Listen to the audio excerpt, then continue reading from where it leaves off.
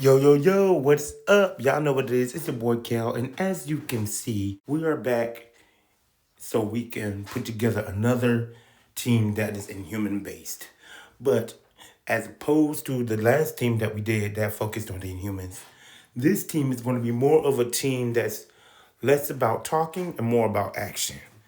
What they say, shut up or put up or nug if you buck, whatever you want to call it, whatever lingo you like to go along with, that's the type of team we are going to be putting together today.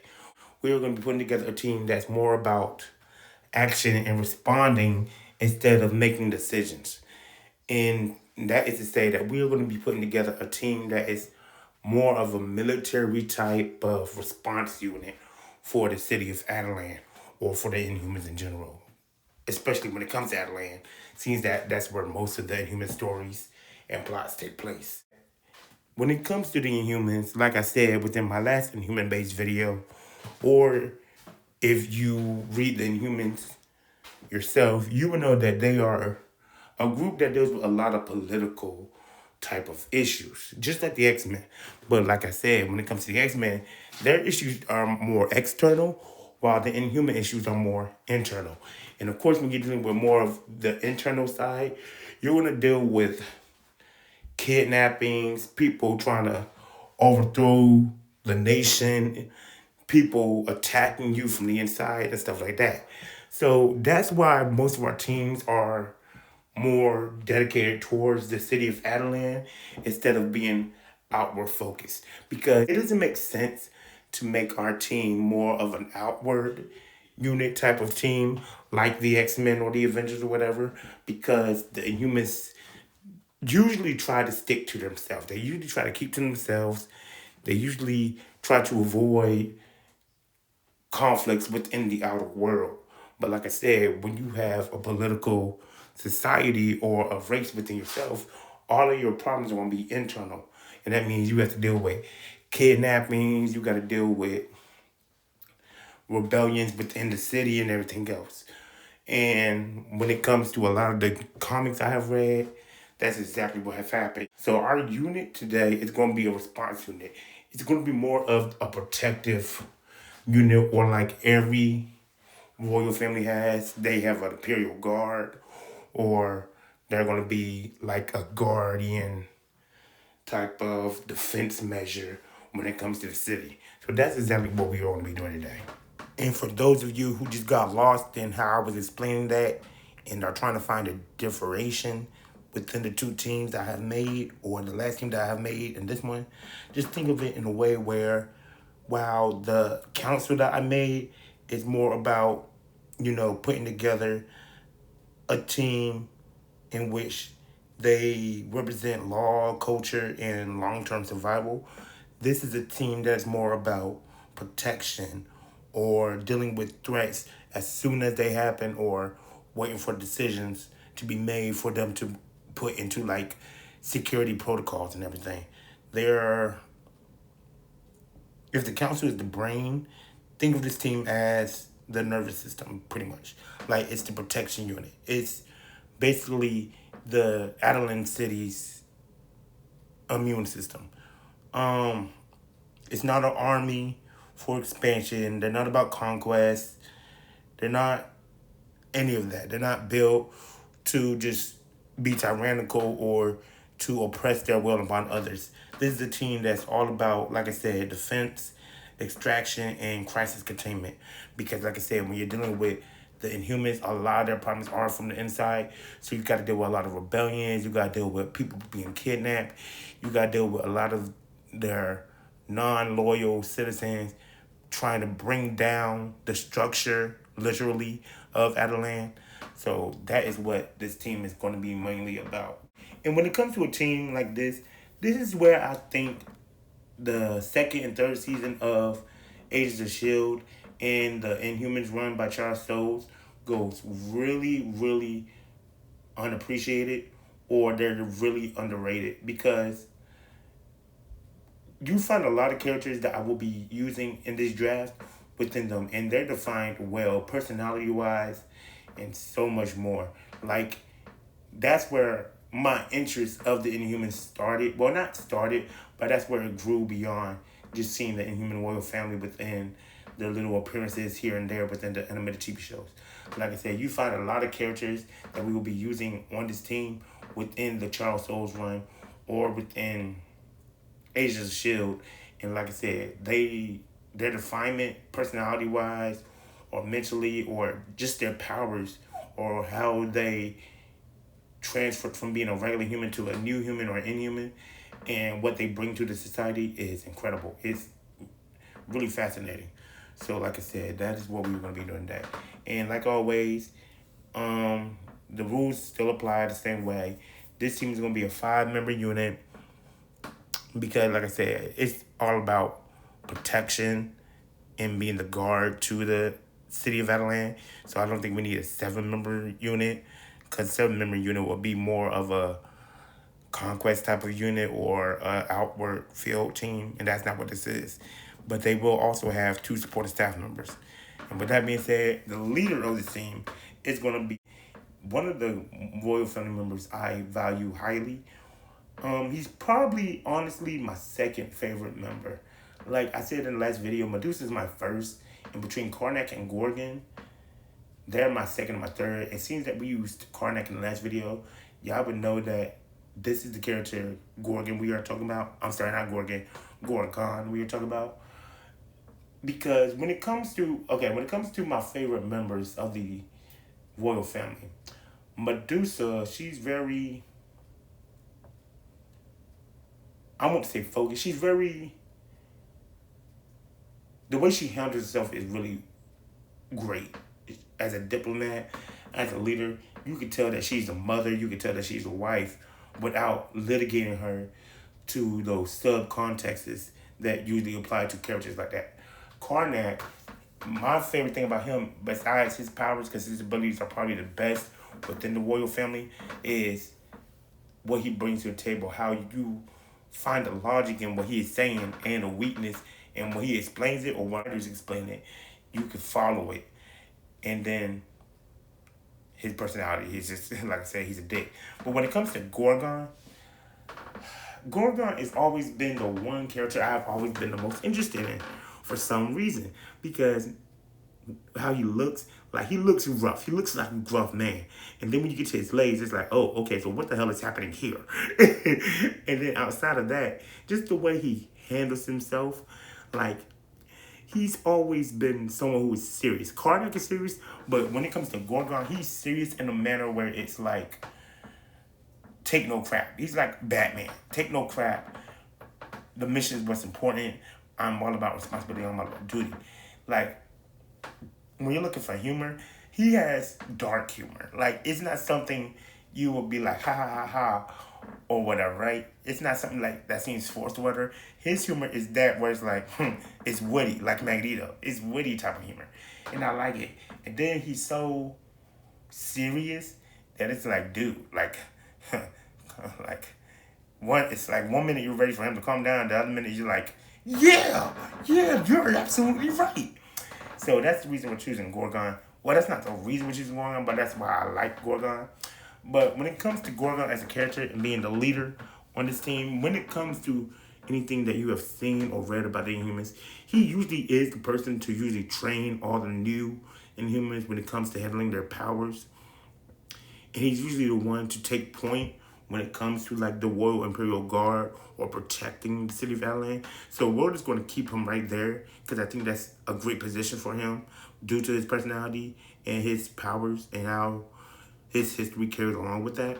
But he's also not someone who's, like I said, he's dedicated to the mission. He's not worried about ego. He's not worried about power. He's dedicated to the mission. And he's very loyal to his family. Very loyal to the city of Attilan in itself. And when he feels like, there's a great issue within the Charles Soules line, when he feels like the leadership or his family members in general are going too far, or they're doing something that's unmoral, or that's not of their nature, or that will cause harm to the city of Attilan through their own methods, he will speak up on it. He will say something about it, and he'll fix it. So not only is he a good warrior? He's a loyal one, but he's also one that is very decisive, skilled, and dominant. He demands respect. And when I say that he's decisive, you can see why him and Karnak are best friends. It really makes sense on why they work so well together in the comics and in the shows and everything, and why they are so close. Because, like I said, they're very much alike, and they feed into each other's skill sets and then to each other's thinking process.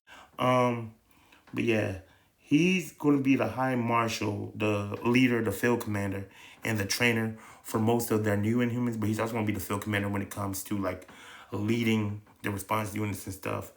Um, and because of his powers, you know, that of super strength within his legs to the point where he can cause earthquakes and stuff, he's going to be the ground assault and battlefield control person. And like I said, he's just a very good, yeah, he's a very good leader. And when it comes to making decisions and stuff, when it comes to the field. So that is why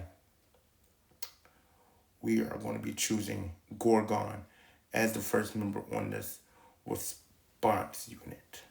Now, when it comes to our second recruit is not someone I have seen yet within any type of comic or animated appearance, but I did see her within the world of the Agents of S.H.I.E.L.D. show, so I can only assume or hope that she has some type of comic depiction or comic counterpart, and that is the character of Aisha.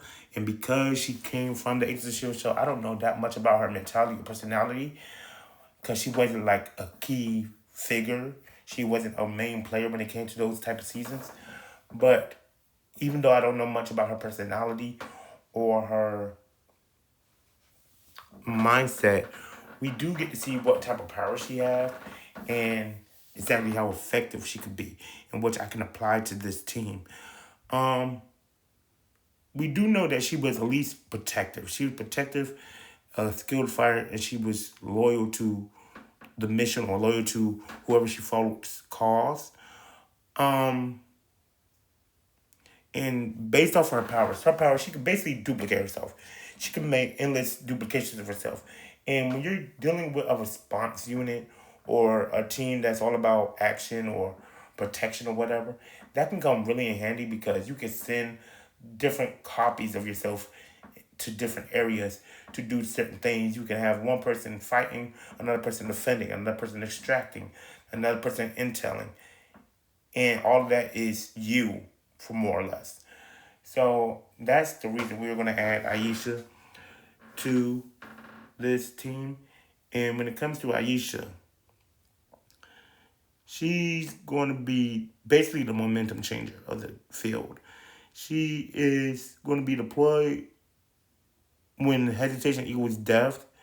She breaks stalemates, and she can, like, basically, due to her powers, she can change the odds. When they're about to lose, she can just add more people to a point where they're about to win, pretty much.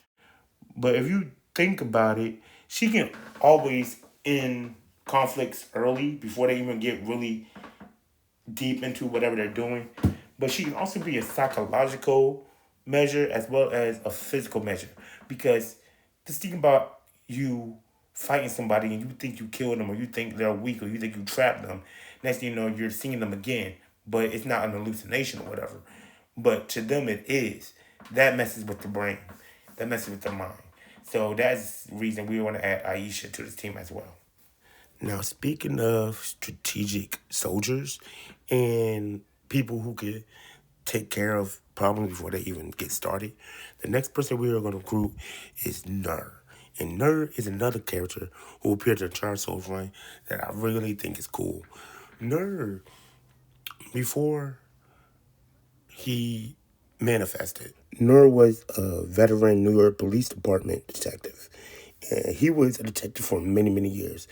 But once he ended up manifesting, he found out that he had photokinesis. But his photokinesis was concentrated into his eyes. And of course, when you're walking around with glowing eyes all the time, people call you out. You're no longer a case for being tactical or being stealthy or whatever. And when your powers are uncontrollable, you could do a lot of damage. And with that being said, he ended up having to leave the detective force and leaving his family and everything. But because of his career, he is very methodical and observant. But at the same time, he's like Karnak. He's very blunt and honest. But I think it's because of, him being a detective. And outside of that, he's also someone who's very pragmatic. He's very pragmatic. And when it comes to his powers, like I said, his powers are based in for kinesis. But they have a wide range of capabilities. Like he can emit pulses that disorient people. He can calm people. He can blind them. He can do like light based observation type of things with the eyes, like see light rays and stuff. Like I said, he's very tactical because of his history and because of his powers. And he usually covers them up with like glasses and stuff. So outside of that, he's also very stoic, but knowing his history, that's understandable. But when it comes to his powers, someone in the Inhuman race within the city of Attilan basically made his detective guns be able to transmit his powers without him having to actually use his eyes. So he could do his photokinesis blast like an attack mode, in an attacking sort of function through his guns without actually having to take his glasses off and everything. But the reason we're putting him up here on the team is because of the fact that, like I said, he's able to observe and take notes and calculate how things will go due to his history. So because of that, he's not only going to be the technical support when it comes to the team, but he's going to be the second in command to Gorgon because of his experience and his leadership role and how he handles himself. And he's also going to be the person who is responsible for crowd and threat control because of the fact that he prioritizes threats and ideally stop fights without escalating them. So yeah, that's why we want to add the character of Ner to this team. The next person we're going to add is another character who I have not seen appear in any comics yet, but based off of my research, he does have a comic appearance. But then again, every site I seen was a fan made site, so who knows if that's actually true or not. But he did actually appear within the last few episodes of season 3 when it came to the Avengers Assemble TV show on Disney XD, and seeing as how that whole arc revolved around the Terrigen Cloud and the New Humans and a lot of the Charles Souls run, I'm just hoping and assuming that it is true. But the next character we are going to put up here is the character of haechi. Haechi. I don't know, like I said in my last video. When it comes to these people's names and them choosing code names, I guess it's potato. It's all based on how you want to pronounce it. But haechi is basically a new human who, for all intents and purposes, he's a were dragon or something like that. And I don't want to say he's a weird dragon. He could transform into a monstrous beast, but outside that, he could absorb energy to redirect it as a fire type of blast. And he's real cool. Like, his powers are really cool. And he's one of the first Inhumans I seen within the Avengers Assemble show. That I was like, ooh, who is he? And while I don't know much about his personality, because he had like a few lines, he seems very calming, very protective, very loyal. He gave like big brother energy when it came to him protecting the ones he was protecting in the Avengers Assemble TV show. So that's why we're gonna choose him. But outside of that, when it comes to the team, he can be the one who's basically the party favor or the wild card or whatever to the team. I don't know what term to use. I don't know if there's really a term. Because when it comes to his powers, like I said, he could be the one who counters all the energy attacks, which neutralizes people who relies on wild power. And what's that saying that they say in movies or say within certain sports and everything? The best defense is a good offense or the best offense is a good defense, with him being able to transform into a beast and absorb and redirect energy, that's exactly what it is. He gives the team a heavy hitter when they need one. He gives them defense through absorption and redirection and so much more. Because if you look at it, his powers are all based on survivability and adaptability. So that's why we're going to add haechi to the team. Now, our next and last member is probably the Inhuman who is new after the Trojan Mist spread across the world that I've seen the most, and I think he's the most complex, which makes him the most interesting, of course, to me, anyway. And that is the character of Inferno. Inferno, I don't know what to call his personality. I don't know if it's bipolar or what, because he's very loyal. He's very loyal, very persistent, and very dedicated. Like, when we first see him before he gets Terrigenesis manifestation, he is someone who is trying to take care of his family. You know, he's in a band, he's really goal driven, he's very passionate about what he likes to do. But his sister is pregnant, his mom is sick, so he's really trying to take care of his family. So right off the back, we know that he's loyal, he's a protector, and he's someone who is a provider. But when it comes to him getting his manifestations, his personality kind of goes off the rails for a little bit. And I think this is the case due to the fact that when you see a lot of characters who are fire based, seeing that how fire is usually known to be destructive and wild, their personality has to match that. Because after he manifests, it's like he just goes off the rails. Not in a dangerous sort of way and not in a villain type of way, but it's like he's angered really quickly. He's someone who lacks patience. But at the same time, it's a patience that he lacks when it comes to how he feels like he should be doing more. So like I said, it's not the fact that he's a dick. It's not the fact that he's a villain. It's just that because of his role of being a protector, being a brother, he feels like if things aren't going well or if he's not doing all that he can, he gets frustrated real easily. And I think he's, like I said, he's a very loyal person. He's a very good friend. We see him always trying to make people feel better. And we always see him trying to encourage others or have them believe in themselves. And I think that's a good person to have a team like this because it's a morale booster.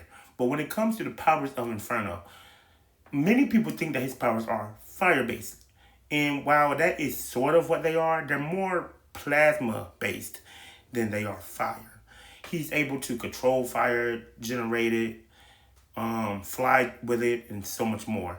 And just due to his powers alone, that makes him someone you would really want to have on a response team because of the fact that he's he's a heavy hitter. He's a heavy hitter, not in the way like that haechi is, but he's a heavy hitter where you can put him on the field and he just eliminates all your targets in an instant. And when it comes to the character of Inferno, he appeared in the Charles Souls one. That's where we first see him in the comic version. But I've seen him more in the TV show, again within the last few episodes of the Avengers Assemble season that we talked about for haechi. And I've seen him in Marvel's Rising. And Marvel's Rising targets more at his personality than I think the Avengers Assemble series does. The Avengers Assemble series just shows how he's trying to adjust or how he feels like his life is complicated. But in the Avengers Assemble series, they made him more like the ambassador because he was a new human. But seems that we're not making a council team, and when we did a council team, we already have a diplomat and we have someone who is more of a internal affairs person when it comes to people's feelings. I feel like having him as an ambassador kind of seems redundant due to it being so repetitive or seemingly being the same type of duties that they would provide. So I think putting him up here is a good idea because, like I said, Not only is he protective and he's dedicated, but he could be a morale booster. And like I said, with his powers alone, he can finish the threat in a heartbeat. Because like with most elementals, his powers are connected to his emotions. And when he's like riled up or excited or whatever, or his heartbeat gets fast, he tends to lose control of his power. And power without governance is dangerous. But he has a very close bond with Gorgon. So when it comes to the role that he's going to fill, it's going to be just that. He's going to have the role of being the heavy support. Like if he's not already there when a team is deployed, that means the team is okay. But like if he ends up coming there, things are getting out of control and pretty much that. He he's not gonna be deployed lightly. He's there if something's serious, but if he's not there already, it's like because you want to minimize the damage or you really don't need things to be escalated. And I feel like without him, the team would still work fine.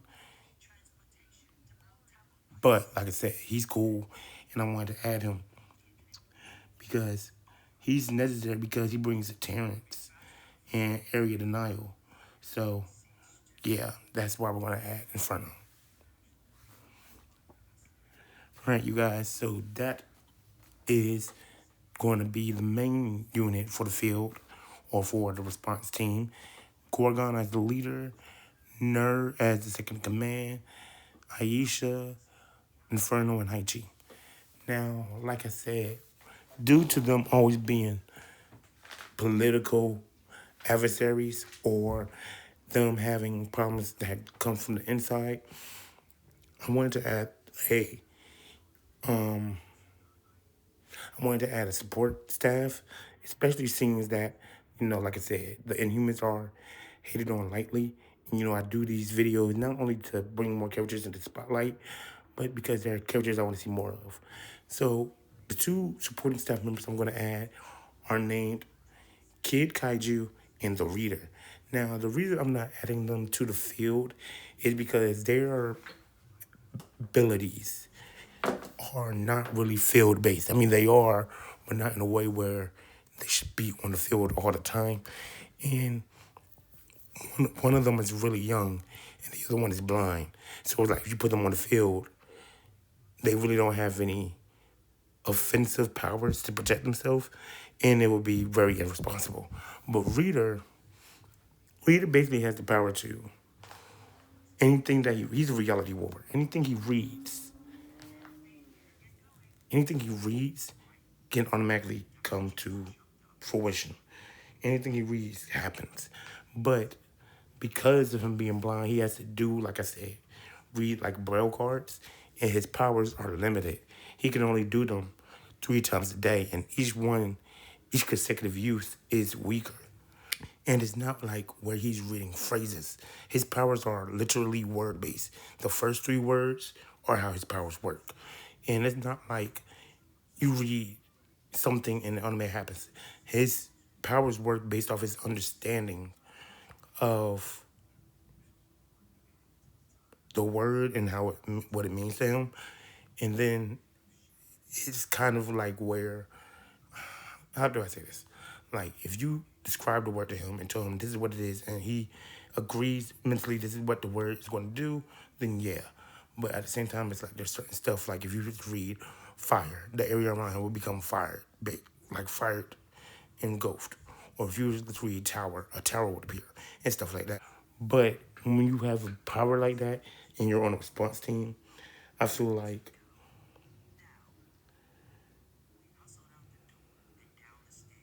you can add stuff. You can add stuff to the field. You can remove it. You're basically a field manipulator. You're basically a field manipulator. You can control what happens on the field or what happens to the teams. So, like I said, when it comes to your power, you're basically a reality warper or a probability manipulator. But when it comes to your position on the team, you're definitely a field manipulator. Like, you determine what happens on the field. So, yeah. So, you're like a supporting staff member, but you're also like a last resort at the same exact time.